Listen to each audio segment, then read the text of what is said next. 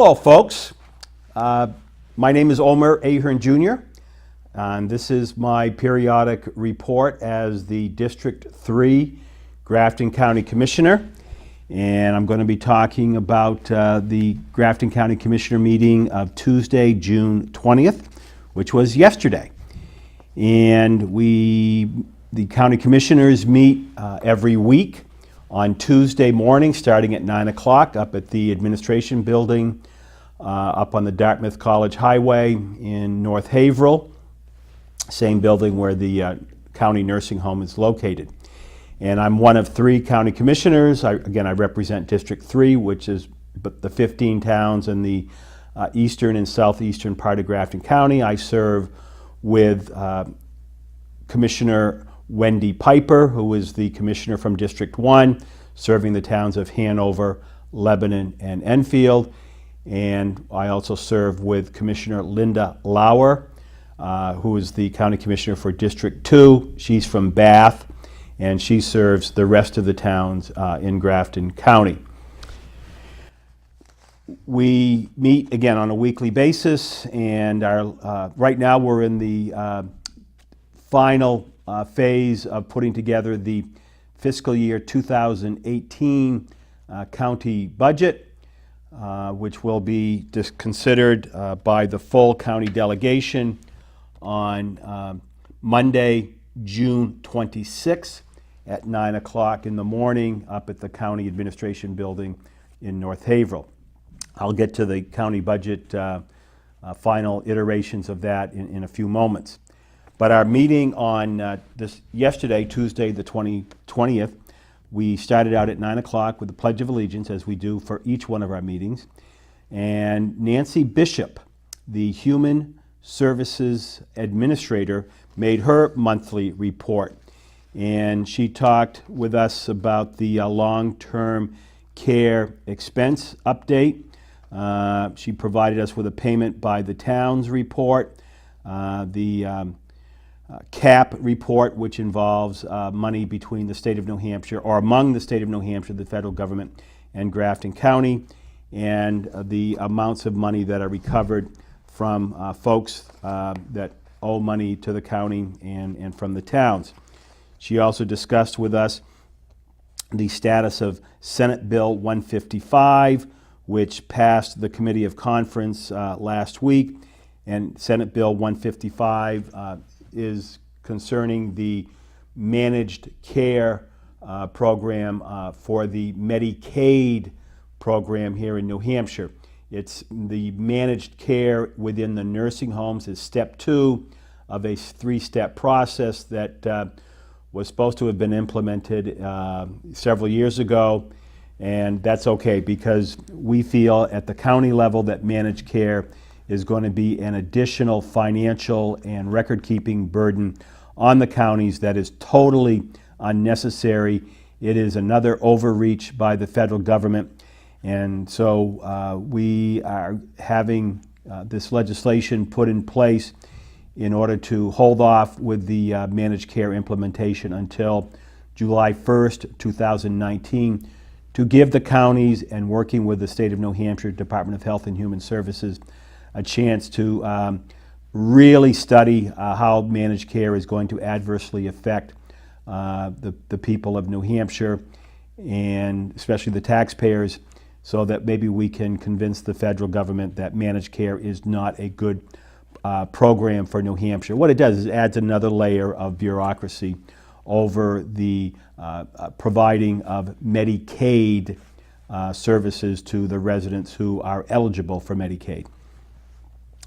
The other things that Nancy Bishop is talking with us about is she kind of coordinates employee programs to make their employment at the county a little bit better. And so we've got a stress lunch and learn on June 28th, which is going to be quite an interesting little program. And she's got a scavenger hunt that's ongoing here in the month of June, involves some technology things and just something to give the employees a little bit of a respite when they're on their lunch breaks and so on. And so Nancy Bishop is a very important person here in Grafton County government because she keeps an eye on the Medicaid and Medicare funding that comes from the state and the federal government to make sure that Grafton County is getting what it is supposed to be getting under the real myriad of rules and regulations that are very confusing. So we're very lucky to have a dedicated employee department head such as Nancy Bishop. And Nancy and her husband, John, received a Volunteer of the Year award from the Activities Department because John and Nancy play Santa Claus and Mrs. Santa Claus every year to the delight of our residents in the nursing home. So again, Nancy Bishop is a very a very special, and we really appreciate all the things that Nancy does. The next item, the next person that made a presentation is Jim Oakes, who is the maintenance superintendent, and he provides us with a very detailed report at each one of his meetings.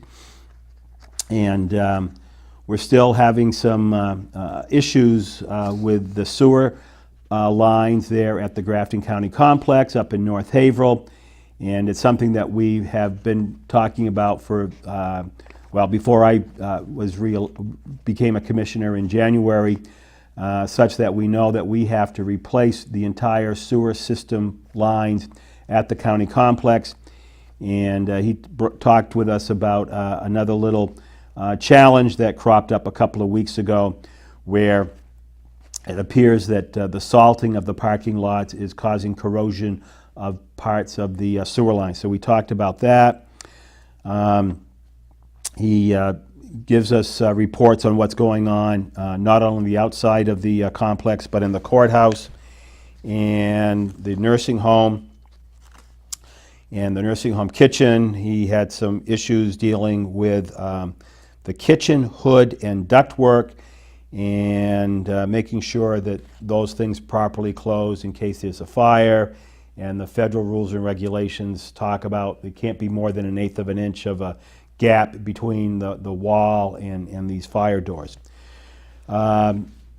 So Jim Oakes and his maintenance staff are a very dedicated staff. They are, they keep everything together up there. They do a lot of work at the Department of Corrections, as I think I've discussed in the past. The heating system up there, the HVAC system at the Department of Corrections, is causing us a lot of challenges.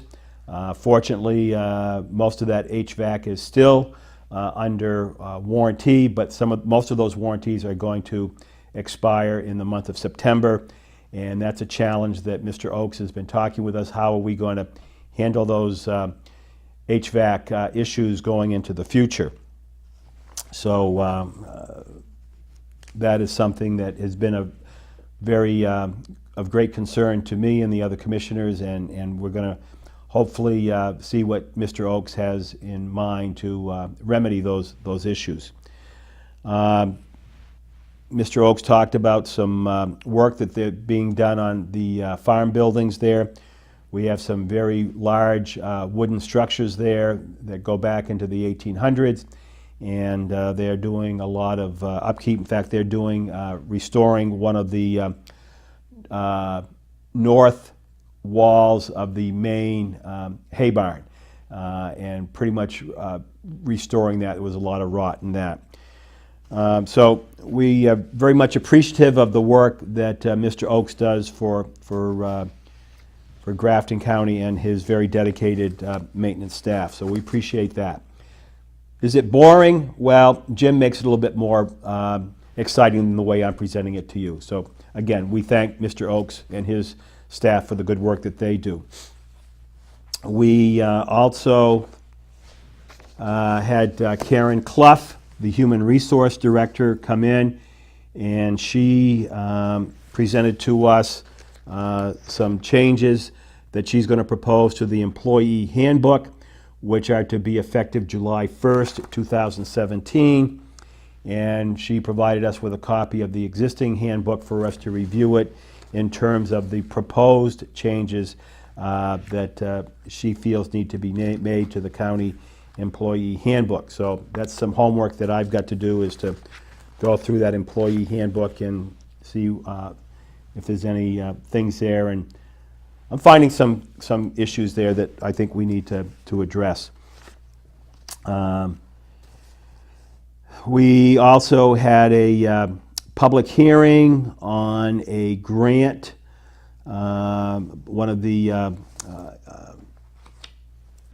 community development block grants, and the money that the county acts as a conduit between the federal grants programs and the local economic development groups.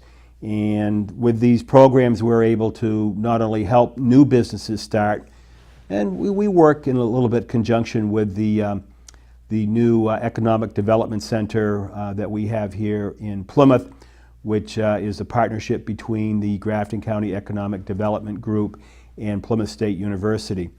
So helping with that incubator housing that they have there, trying to help start new businesses to provide more employment opportunities for our folks here in Grafton County. And many of these grants do require that there be a certain number of low and moderate income folks that are employed as a result of these grants.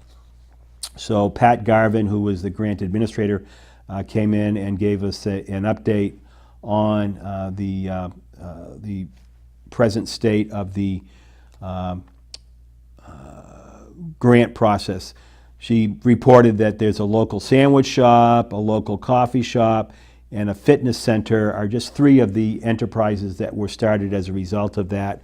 It's a $200,000 grant, and again, the money is doled out very judiciously to help start new businesses and help businesses that need to improve a little bit.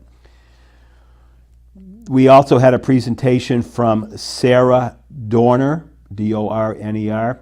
She is a community outreach coordinator, and she is with the Masters of Public Administration at UNH, and she came in and talked with the commissioners about opportunities that the counties, that UNH is offering to the 10 counties in New Hampshire to provide interns or to provide opportunities for folks in the Masters of Public Administration program at UNH to provide some type of services and activities to help the counties. And one of the things that immediately came to my mind as Ms. Dorner was talking with us about what the public administration students, graduate students, could help us with is trying to work out ways to make our non-profit organizations here in Grafton County a little more efficient in terms of their administration, maybe trying to combine some of the administration functions of the 40 nonprofit organizations that operate here in District 3 of Grafton County alone. So we talked with her a little bit about that, and it's quite an opportunity, and she's going to get back to us in a while and maybe share with us some opportunities that could be provided by the Masters of Professional Administration, Public Administration, to the counties in this particular regard. And the last thing I'd like to share with you is an update on the county budget. The proposed budget for fiscal year 2018, that's the fiscal year that starts July 1st of 2017. And on Monday, June 26th at 9 o'clock in the morning at the County Administration Building in North Haverhill, the county delegation as a whole will be meeting to make its final, hopefully, approval of the proposed budget. Now, the county commissioners did propose a budget. It was a 2-to-1 vote, and that proposed budget was originally looking at a 5.7% increase in the tax burden here in Grafton County. But between the time that the commissioners proposed their budget about 2 months ago and just this past week, the county has received some increased revenue that hadn't been fully expected. The amount of money that the Grafton County received from the ProShare program through the state of New Hampshire was 2% more than was anticipated, and a few other changes. And so, the county delegation certainly took that into account. But it's kind of like, you give with one hand and you take back with the other hand. So with the increased sources of revenue, unexpected sources of revenue in the budget, and some of those are going to be maintained in next year's budget, we were looking at a less than a 5% increase in taxes. However, the delegation executive committee voted to do some personnel staff additions to a homeless shelter that's starting up over in the Lebanon area, which would be a $5,000 increase. And they also voted to add an additional 1.5 staff persons for the already requested 1.5 positions at the, actually 2.5 positions at the Grafton County Attorney's Office. So based upon all of those increases, we're looking at a total increase in spending at Grafton County for the fiscal year 2018, and there's just too many pages of paper in front of me, folks. We're looking at a total expenses to be raised by taxes of 900 and county taxes are going to be $1,184,500 increase over last year, which represents a 4.94% increase in the tax burden. And we're looking at a total additional expenses of $972,410, which is a 6.07% increase in spending over last year's fiscal year 2017 budget. So we're still looking at a 5%, roughly 5% increase in the county taxes. So if you would like to have your representative, your state representative, who is the person that represents you as a member of the county delegation, if you would like them to vote to reduce the taxes that you're going to experience, this is the time to do it over the next few days and over the weekend before they meet on Monday morning, June 26th at 9 o'clock. So that is my report today. It's kind of a shorter report than what I normally have. As